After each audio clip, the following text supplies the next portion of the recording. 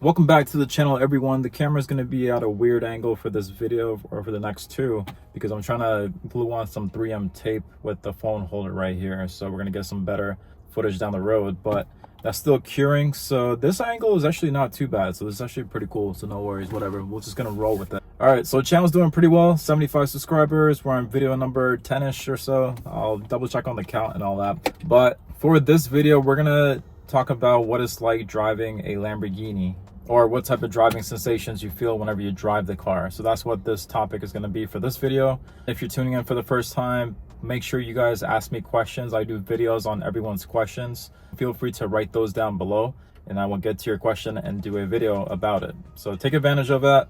I've had my Lamborghini for about a month now, so this is going to be a pretty good opportunity for people who want to ask questions. And also subscribe to the channel. We're trying to get to 1,000, so let's keep that pushing. All right, so for today's question is going to be, what is it like driving? Whoa. All right, so for today's question is going to be, what is it like driving a Lamborghini? The way that it feels driving a Lamborghini is going to be a couple things. Whenever I thought that I was going to drive the car, I knew I was going to love the car. I knew it was going to sound great, which those two things came through. But there was a few other things that kind of came with the vehicle too that I wasn't really expecting. So a couple of those things, let's talk about it. I didn't think that so many people on the road would kind of lose their minds. I'm getting used to driving the car faster, so this helps a little bit. But if you are driving a Lamborghini on the highway, or any road for that matter, at a normal pace where people can kind of keep up with you, you're gonna start seeing some weird shit kind of go down. People are gonna roll down the windows, they're gonna start shouting things. A lot of the times it's not really anything mean, it's just gonna be more fun, and then a whole lot of comments you're gonna get while you're driving the Lamborghini amongst other people or general public is gonna be things like rev it, and then you'll have your occasional teenagers who like to joke around, which can get really funny at times. Because the last time I was stuck in a traffic jam, I must have had a few kids who were just like, "Hey, what do you do for a living?" Or another cool thing that would kind of happen would be some kids would stick their heads out the window saying, "I love your car," stuff like that. So you're gonna get a lot of that with the vehicle, which is really funny at times. It does kind of add to the whole experience of having the vehicle, which is really cool. I do kind of prefer that because, again, this is just a weekend car. If stuff like that was happening every single day, then that would get very, very annoying really quick. But I'm really glad that this car is not my daily car. My daily car is a Honda Civic. Love it to death. This is just a weekend car for just a day or two during the weekends. A couple of things in terms of driving impressions for the vehicle was, I didn't think that the Lamborghini Huracán could shift so quick. I knew that it is a dual clutch transmission, which my previous cars, I had an S5 that had the same DCT transmission too, obviously less aggressive. But how quickly this car can shift is really, really cool. And it can shift so quick. And the other really cool thing that I kind of noticed with it, I'm pretty sure it has to do with the transmission as well. But basically the fact that whenever I shift it, the car just maintains the speed going fast. Like yesterday, I was probably doing about 100 or so in Mexico, and I shifted really quickly at say 110, and then the vehicle just literally kept on going. Whenever you shift another car, you feel that little pull where your speed just kind of stays still. But this one, you shift and then the vehicle is still kind of going quick. It's almost like an electric car where you don't feel like a shift at all. It's like lightning quick. The car just keeps on going. It feels like whenever you shift, the car picks up speed, which is really, really cool. I did not think that the vehicle would kind of feel like that. But yeah, sound is crazy. If you get the convertible one, you're gonna hear the sound a whole lot more. There's also a window right here that I could drop down to hear more wind noise, to hear more engine sound, and get more wind flowing into the vehicle as well. So that's a really cool thing as well. But yeah, the experience of it, it's pretty crazy. Whenever you drive the car, not only is the sound great, but you really look forward to going under underpasses and tunnels. Those are a couple of things that I didn't really think that I'd enjoy that much. I mean, I knew I would, but just in the sense of you look forward to getting really close to a tunnel, or whenever you do your drives, you make it so that you go through a lot of underpasses and tunnels, mainly because the way that the car sounds, especially with the top down, and you're in Corsa mode, which is the fastest mode, or more aggressive track mode, the way that the vehicle sounds whenever you're going through a tunnel or an underpass, it just makes you smile every single time you go through it. If you're going through a tunnel at full speed, the whole tunnel just sounds like a concert hall. And whenever I downshift inside of a tunnel, this car can pop and crackle like crazy too. So whenever I downshift inside of a tunnel or a underpass, it literally just sounds like a firework is going off within the tunnel. But it's really, really cool knowing the fact that you're the one that's able to control that through the way that you're shifting. So yeah, underpasses and tunnels, whenever you're driving a Lamborghini or any V10, V12, or any car that sounds crazy, you're really gonna plan your drives around going through those two little things, just because it just adds to the experience. The other thing about driving the Lamborghini, whenever I get into the car, I plan on not stopping at all.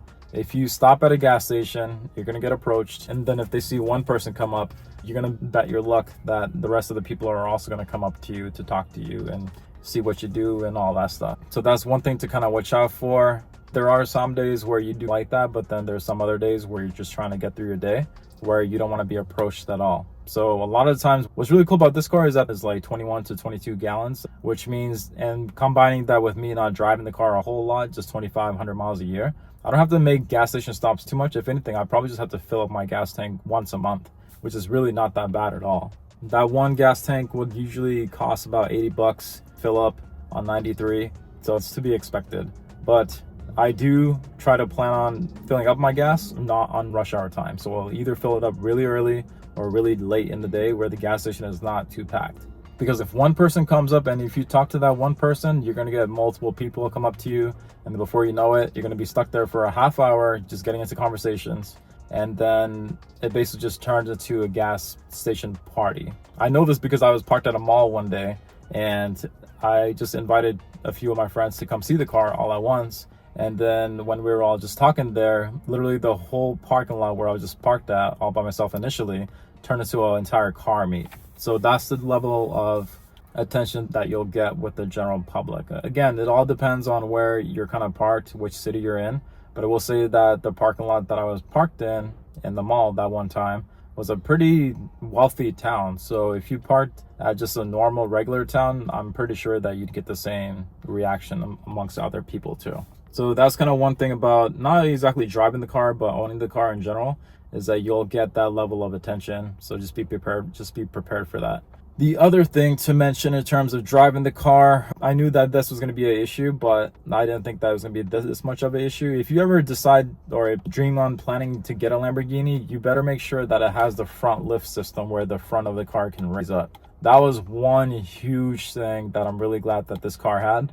But having the front lift system is huge, especially if you live in a town where there's a ton of different speed bumps and inclines and all that. You have to be very, very mindful of stuff like that to make sure that you don't hit them or you don't scrape the front part of your car.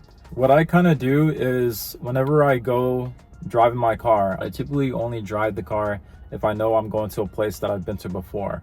Just because that way I know what the roads are going to be like. If I know that I'm going to an uncharted area where I've never been before, then I plan an extra few minutes or extra half hour before I get there, just to kind of assume the worst, knowing that there might be like a steep incline there and all that. Again, this is me 1 month of owning the car, so I know that that's just a little bit excessive.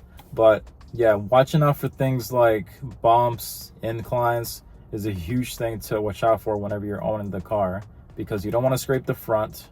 If you see something on the highway or the road where you might think it might be even like that tall, you can best bet that your car is going to hit it. So you have to watch out for little things that might be on the road, even things like a little tire shred or whatever. Things like that you really, really have to watch out for. So you have to be extremely cautious whenever you're driving the car. I will say, and I'll show you in a future video too, but the amount of space that's in the front lift is probably just about that much, which seems like a lot whenever I'm showing it with my finger. But if something is taller than that on the road, and if you think that you can just go over it, you're going to be completely wrong, because your front part of the bumper is going to hit it. And if that breaks, that's a 20 grand fix from what I've heard. So that's one thing to really be mindful about. If you see any potholes or any tire that's bigger than this, your bumper is going to hit it. So that's one thing to watch out for. The only amount of clearance that this car has. So that's one thing that you kind of have to watch out for whenever you're driving the car. And then probably the last type of feeling you get whenever you drive the car is going to be how agile the car is. I know I've had an M4 before this, where I've gotten pretty good at driving. I'm getting quite used to driving this car too. What I've kind of noticed is that it's easier to drive this car when you're going fast, because whenever you're going at a normal speed trying to drive the car, you don't really know who's around you, who just sped up, who just put on the brakes to see your car. But if you're going at a speed where you're probably going like 10-15 miles faster than the average traffic, you're going to be quite all right, because that's not going to give drivers enough time to react to your car. So if you're going at a faster speed, it's easier to kind of just go through the car. But even then, it's still kind of more difficult to drive this car compared to my M4 that I had, simply because of the visibility. You can see right here that the only glass that I have that can kind of help me see in terms of what's going on behind me. I can only see half of the car that is behind me, which does make it quite difficult. I do have to raise my head every single time I want to look back like this to kind of see what's behind me. So that is one of the things to kind of watch out for. And then one of the things that I had to do with my side mirrors, it's still really hard to see with the side mirrors too, because the rear hips of the car kind of show in the side mirrors too. So I did get some blind spot mirrors that I threw on there too. It looks really tacky. I kind of hate it, but I will say that I do rely on that quite a bit whenever I'm switching lanes, and it just helps me with some additional visibility to kind of help me navigate through traffic. But yeah, this was a quick little topic on what it's like to drive the Lamborghini, some things to kind of watch out for, some of the things that you kind of get with the car. I'll probably do a few other videos in regards to this, because there's always something new that happens with the car. So it's always just good to kind of get that on tape too. Again, if you all had any questions, write them down below. So definitely make sure you guys ask away your questions that you might have. And I will see you all for the next one. Subscribe to this channel, like the video. Again, our goal is to hit 1,000.